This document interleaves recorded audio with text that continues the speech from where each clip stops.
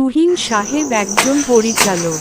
তার সচরাচর এই দিকে কাজ থাকে না, তবে মাঝে মধ্যে এই বিশাল জঙ্গলের মাঝ দিয়ে তাকে যেতে হয়। তবে তিনি কোনো সিনেমা পরিচালক নন, তিনি চা বাগানের পরিচালকের কাজ করেন। ঠিকা শ্রমিকদের দেওয়া কাজ তারা কেমন সম্পন্ন করেছে তা দেখার জন্যই আজ এই দিকে আসলেন।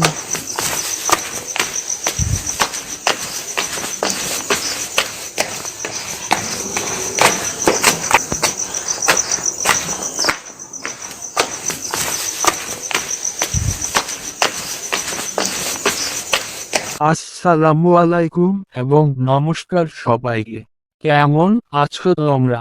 স্যার, ছাতা আর বুট দিলে অনেক সুবিধা হতো। তা তো হবেই, আমি দেখে নিচ্ছি।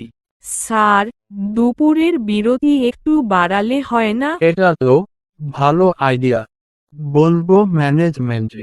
আপনাকে পাশে পেয়ে সাহস পাই স্যার। তোমরা খুশি থাকলে বাগান হাসবে। সূর্য ঢলে পড়ছে, সবাই একসাথে হাঁটছে, পেছনে সবুজ বাগান। একসাথে থাকলে সব কাজই সহজ। এখানকার শ্রমিকদের কাজ ভালোভাবে দেখার পর তুহিন সাহেবকে এবার অন্যত্র ঠিক একই কাজে যেতে হবে। তাই তিনি সঙ্গে কোনো শ্রমিক না নিয়ে একা জঙ্গলের মধ্য দিয়ে শর্টকাট রাস্তা ধরলেন। অনেকটা পথ এসে অনুভব করলেন, একই জীবন্ত কিছু একটার উপর ভাড়া দিলাম নাকি? নড়াচড়া করছে যেটার উপর পা পড়েছে সেটা তো অনেকটা ঠান্ডা মনে হচ্ছে। তুহিন সাহেবের অনেক বেশি ব্যথা অনুভব হতে লাগল, মনে হতে লাগল চোখ যেন অন্ধকার হয়ে আসছে। ঘড়িতে সময় দেখলেন, সকাল 11:30। তিনি পকেট থেকে ছুরিটা বের করে কোমরের তাগাটা কেটে ক্ষত স্থানের উপরে টাইট করে একটা বাঁধন দিয়ে দিলেন। এই অবস্থায় বেশি আতঙ্কিত হলে হবে না, যেভাবেই হোক জঙ্গল থেকে বের তো হতেই হবে। তুহিন সাহেব জঙ্গল থেকে তাড়াতাড়ি বের হয়ে রাস্তার পাশে রাখা তার বাইকের দিকে পা বাড়ালেন।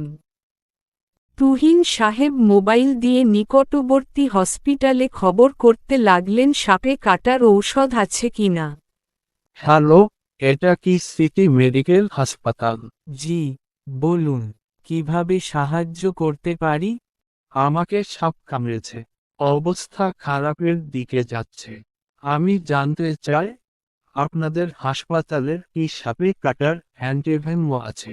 স্যার, শিলচর মেডিকেল ছাড়া আর কোথাও অ্যান্টিভেনম নেই। এই ইনজেকশন 2.5 ঘন্টার মধ্যেই দিতে হবে, না হলে আপনার বাঁচার উপায় নাই বললেই চলে। তুহিন সাহেব ভাবলেন, এই অবস্থায় তার পক্ষে বাইকে যাওয়া অসম্ভব। তাই তিনি সরকারি অ্যাম্বুলেন্সকে আগেই খবর দিলেন। এরপর তিনি তার বাইক নিয়ে অ্যাম্বুলেন্সের উদ্দেশ্যে মেইন রোডের দিকে রওনা করেন। তুহিন সাহেব মেইন রোডে এসে দেখলেন অ্যাম্বুলেন্স তার জন্য অপেক্ষা করছে।